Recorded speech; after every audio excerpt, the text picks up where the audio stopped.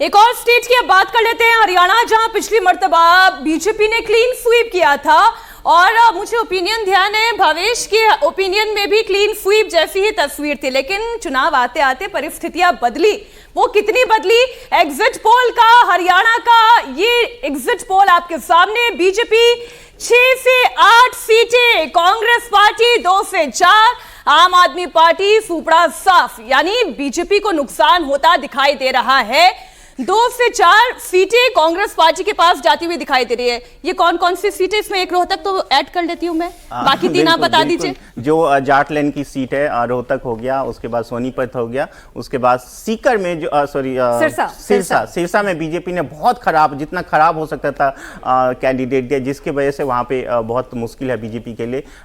इससे पहले वाली जो MP थी वहां पे सुनीता दोगल बहुत अच्छी कैंडिडेट थी, मुझे नहीं पता कि उन्होंने उनको क्यों हटाया, लेकिन जो अशोक तंवर को लेकर वो पिछले 5 साल में आप उनका इतिहास देखें तो लगभग सब पार्टी में 2-2, 3-3 महीने रह के आए हैं, तो जनता के साथ उनका कनेक्ट है नहीं। और हरियाणा में बहुत ही स्थानीय मुद्दे पे चुनाव हुआ है, जो अग्निवीर का मुद्दा है वो भी है, जाट वर्सेस नॉन जाट का जो इशू है वो भी है, जिसकी वजह से बीजेपी अपना कुछ हद तक जरूर बचा रही है। जैसे जो उनका स्ट्रांग है, जहां पे कांग्रेस चैलेंज नहीं कर सकती करनाल जैसी सीटों पे, जो शहरी वाली सीटों पे, लेकिन जहां पे कांग्रेस का अपना अभी भी गढ़ बचा हुआ है जाटलैंड में, वहां पे कांग्रेस जीत रही है।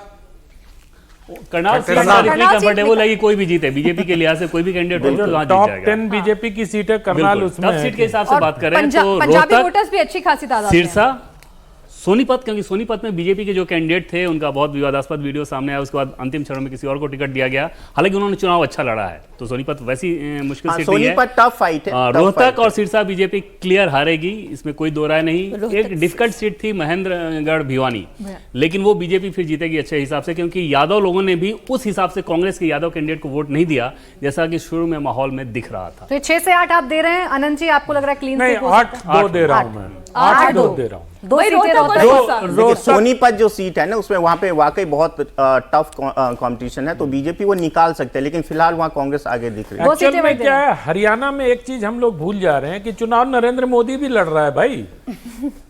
हर सीट पर नरेंद्र मोदी के अपने वोट हैं, कैंडिडेट से अलग उन्होंने अपना एक वोट बैंक क्रिएट किया है।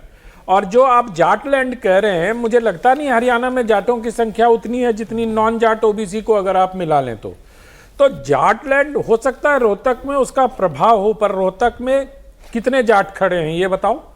जजपा वाले भी तो लड़ेंगे वहां, दूसरे जाट भी तो लड़ेंगे, तो मुझे लगता है कि वो 9-1 भी हो सकता है, लेकिन 8-2 की 8-2 पर जो हार रही बीजेपी वो कौन सी आपके लिए सीट? मेरे ख्याल से सिरसा बीजेपी आपको लगभग हारेगी।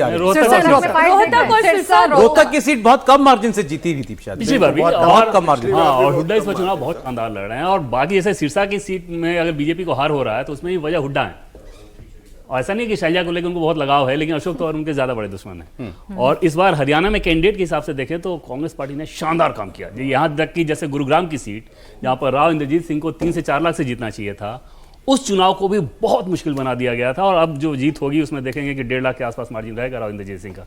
तो ये काम कांग्रेस पार्टी ने हरियाणा में सहमत है सर्वे से? देखिए बिल्कुल, हम आप जब कह रहे थे कि माइनस सीट कहाँ पे है, कहाँ पे घट रहा है, तो शुरू से बात चल रही है हरियाणा में, लेकिन मैं आनंद जी के साथ जाऊंगा कि वो नुकसान उतना नहीं है, नुकसान केवल 1-2 सीट का, तो हम 8-2 और 9-1 ही देखेंगे। 8-2-9-1 रागी जी, मुझे लगता है 7-3 का रहेगा। सिरसा, रोहतक और सोनीपत तीनों आप दे रहे हैं?